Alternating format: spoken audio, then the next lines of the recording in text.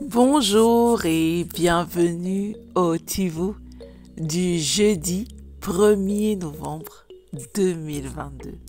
Notre dévotionnel pour les jeunes, écrit par le pasteur Chris Oyakilome et offert par la vérité de l'Évangile. Le thème que nous avons ce matin est « Une chose est nécessaire ». Bien-aimés, il est important de bien définir vos priorités. La Bible nous dit dans Luc 10, versets 41 et 42, « Mais le Seigneur lui répondit, « Marthe, tu t'inquiètes et tu t'agites pour beaucoup trop de choses. Il y en a si peu qui soient vraiment nécessaires. Une seule même suffit. Marie a choisi la meilleure part, celle que personne ne lui enlèvera. » Parlons-en. De nombreux jeunes sont préoccupés d'avoir de meilleures notes, d'avoir plus d'argent, d'être plus sympathiques, attirants à la mode, etc. Bien qu'il soit normal d'avoir ces choses, elles ne feront jamais de vous une personne complètement heureuse ni ne vous emmèneront à l'endroit où l'Esprit de Dieu veut que vous soyez. Votre plus grande quête dans la vie devrait être de vous emparer de la parole de Dieu, de la connaître et de la vivre. Il est important que vous permettiez à la parole de Dieu de construire votre vie et de façonner votre caractère. Dans Luc 10, lorsque Jésus a rendu visite à Marie et Marthe dans leur maison, Marthe a pensé à lui donner à manger, alors elle s'est précipitée dans la cuisine pour lui préparer un repas. Marie, cependant, pensait que le maître dans leur maison était une opportunité unique d'enrichir sa vie. Alors elle s'est assise aux pieds de Jésus, l'écoutant avec une attention particulière et absorbant chaque mot qui sortait de ses lèvres. Bien que Marthe se soit plainte que Marie l'ait laissée faire les corvées toute seule, Jésus a loué la foi et la passion de Marie pour la parole. Il a noté que Marie prêtait attention à ce qui était le plus important, tandis que Marthe avait des priorités erronées. Apprenez de Marie. Définissez vos priorités en accordant une plus grande attention à la parole de Dieu. Souvenez-vous des précieuses paroles du Maître dans Matthieu 6 au verset 33. « Cherchez premièrement le royaume et la justice de Dieu, et toutes ces choses vous seront données par-dessus tout. » Alléluia. Fin de notre rhapsodie. Bien-aimés, ce matin, le pasteur nous donne encore une clé essentielle à notre vie. De miser sur la parole et de définir la priorité. En réalité, ce que la rhapsodie nous enseigne ce matin, c'est que tout ce que nous cherchons, tout ce que nous désirons, tout ce que tu souhaites obtenir dans la vie, travailler mieux, avoir un meilleur caractère, être prospère, avoir la bonne santé, tout ce que tu désires se trouve dans la parole de Dieu.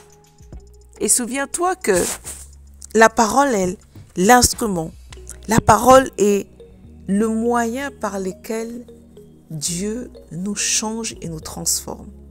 Mais nous change et nous transforme pour quel but ? Pour arriver à la stature parfaite de Christ, pour arriver à ressembler à ce qui ne peut pas être à ce qui est le plus parfait qui puisse exister sur la terre. Tu cherches la santé, va dans la parole. Tu veux travailler mieux dans tes notes, va dans la parole. Permets à la parole, nous devons laisser la parole nous changer. Nous devons accepter que la parole nous change. Et cela passe par un processus et par une volonté personnelle. La parole ne peut pas agir dans nos vies si nous ne la désirons pas. Nous devons la désirer. Il doit y avoir un désir ardent de notre part de vouloir d'elle et de l'accepter. De l'accepter avec joie, avec douceur. Et lorsque tu l'acceptes et que tu la médites, tu l'étudies, tu la médites, tu l'acceptes, tu la médites, elle pénètre en toi et se charge de t'aligner et te montrer, de te révéler le comment obtenir les choses.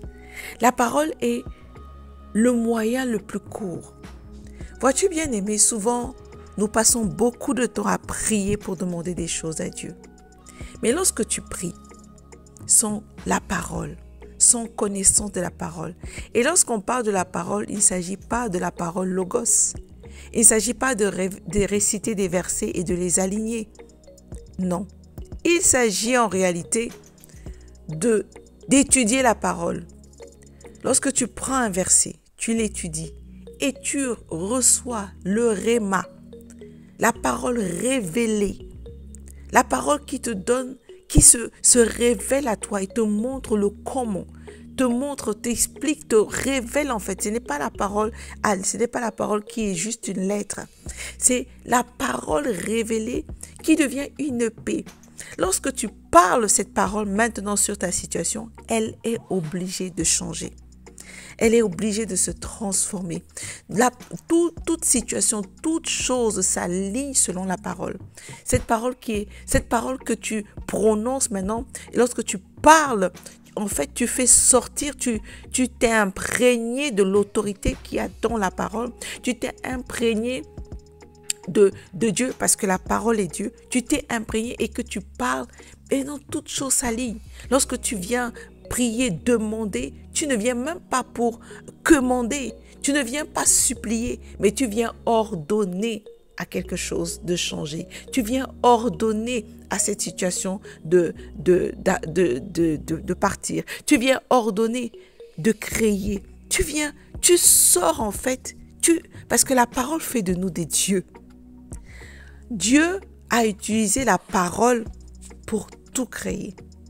Nous, lorsque nous nous remplissons de la parole, lorsque nous étudions la parole, nous méditons, nous remplissons de la parole. C'est pourquoi Jésus nous disait que la parole de Dieu demeure abondamment en vous.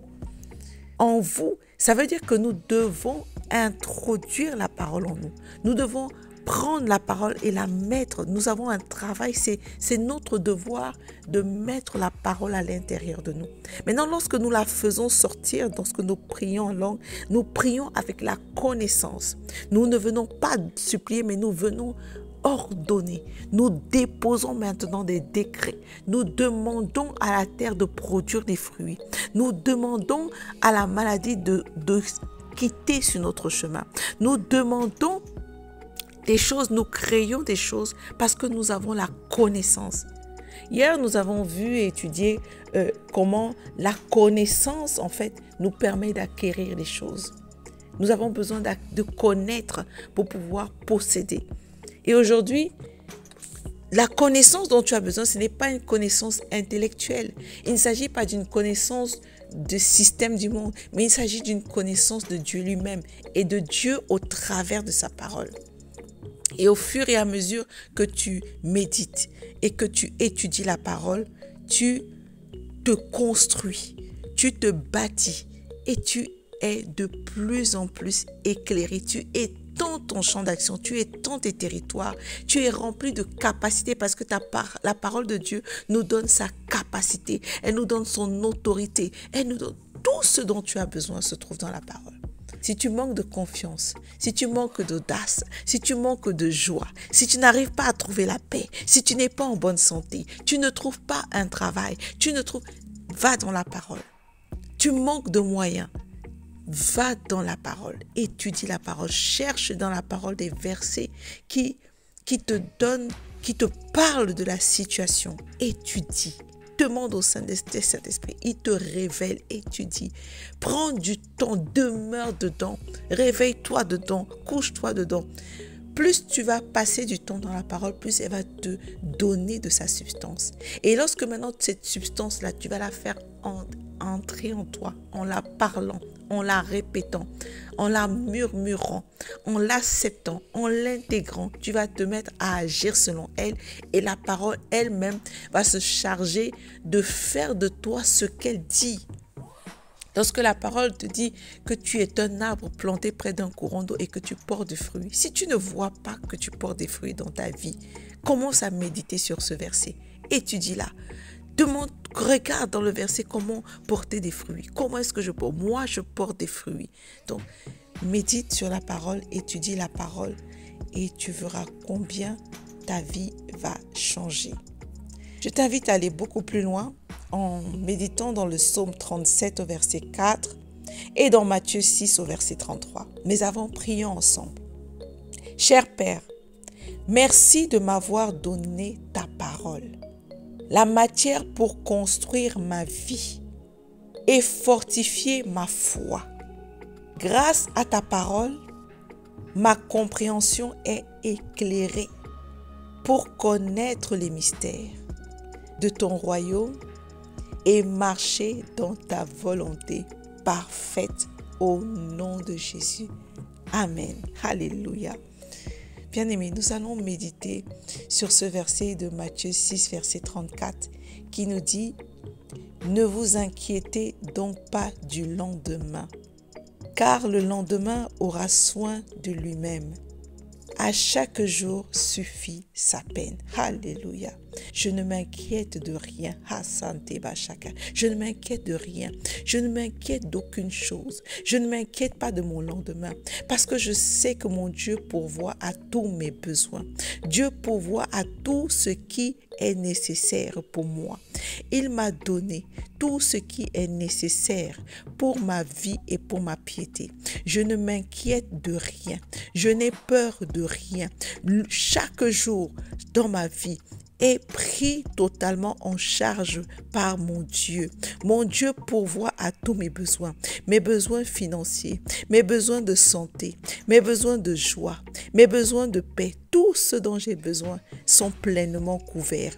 Il prend soin de moi. Je n'ai peur de rien. J'avance dans la vie avec assurance. J'avance dans la vie avec joie parce que tout ce dont j'ai besoin sont pleinement couverts. Oh, de quoi aurais-je peur? De qui aurais-je peur? Je n'ai peur de personne. J'avance tous les jours. Je n'ai qu'une seule direction dans ma vie. Je vais de gloire en gloire, de succès en succès. J'ouvre les portes. Aucune porte ne peut m'être fermée. Je ne m'inquiète pas. Je n'ai pas peur d'avancer. Je n'ai pas peur d'oser. Je n'ai pas peur de prendre des initiatives parce que je sais que mon Seigneur, mon Dieu veille sur moi. Il veille sur mes arrières. Il me garde. Rien ne peut m'arriver. Rien ne peut m'ébranler. Même lorsque je traverse les eaux, je ne suis jamais renversé. Lorsque je traverse les flammes, je ne suis jamais brûlé. Je ne peux jamais être atteinte. Je suis comme un arbre planté près des courants d'eau. Je porte des fruits en toute saison. Mon feuillage est toujours vert.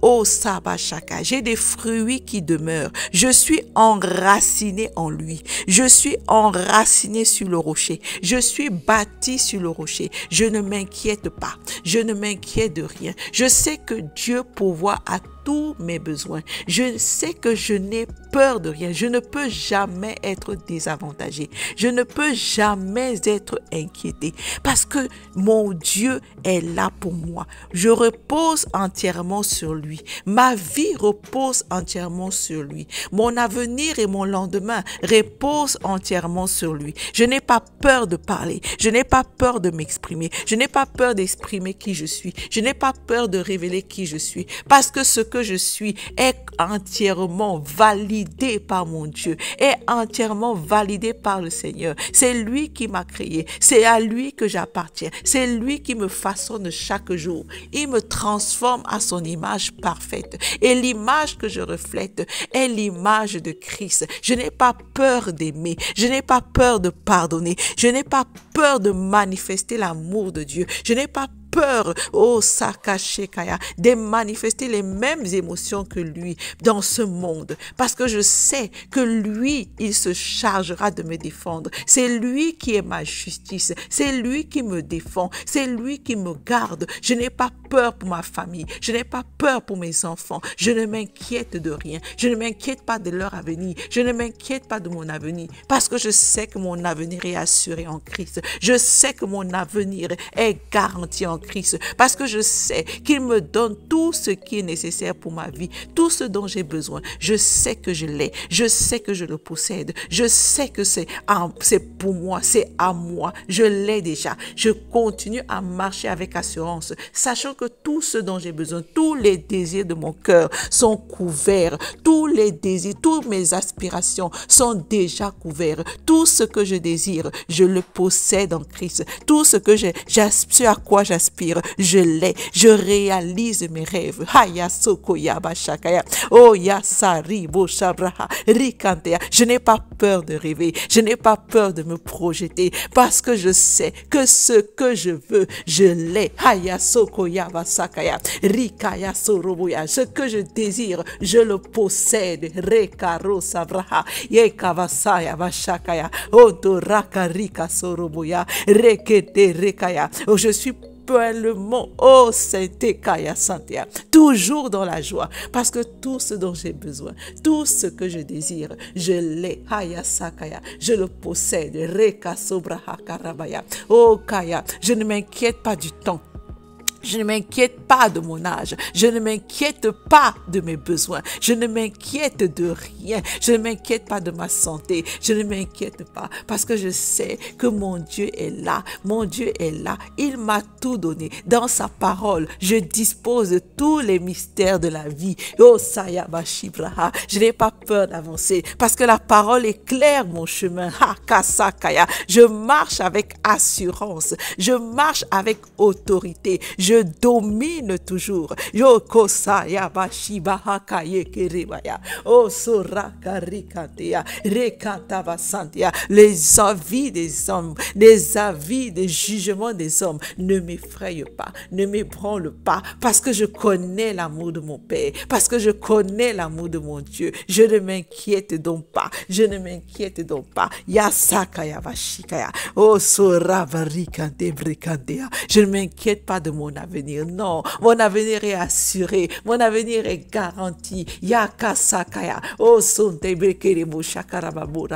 je parle la parole sur ma vie. Et elle est manifestée. Hakasantea. Bontabaha. Yekasantea. Oh, je suis un succès permanent. Je suis un succès assuré. Je sais, je connais les projets de paix. Je connais les projets de bonheur que mon Dieu a prévu pour moi. Alléluia. Oh, rekasarikashea. Oh, rekerekosantea. J'ai choisi la bonne part. Alors je marche avec joie. Je marche avec assurance.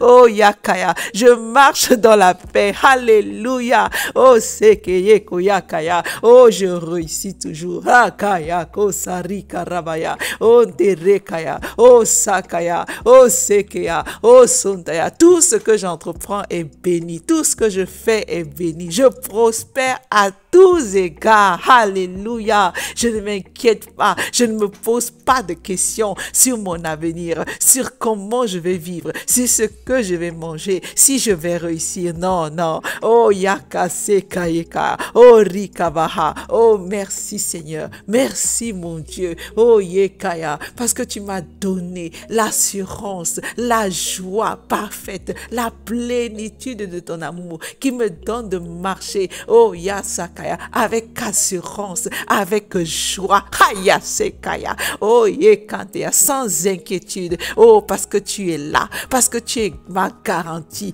Tu es ma garantie sûre. Oh, Yekaya. Je ne repose pas mon assurance sur les choses de ce monde, mais sur ta parole. Ta parole est ma vérité. Ta parole est mon assurance. Ta parole est ma garantie. Ta parole est ma vie. Alléluia. Oh, Serekaya va sonteribabo.